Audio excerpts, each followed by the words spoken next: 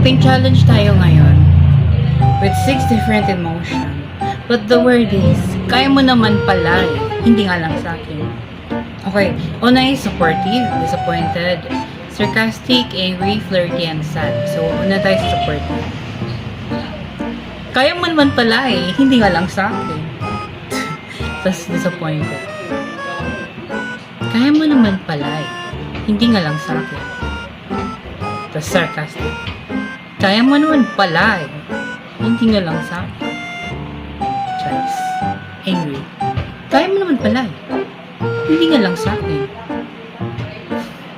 Flirty. Kaya mo naman pala eh. Hindi nga lang sa akin. Hindi talaga marunong sa flirty. Pesad. Kaya mo naman pala eh. Hindi nga lang sa akin.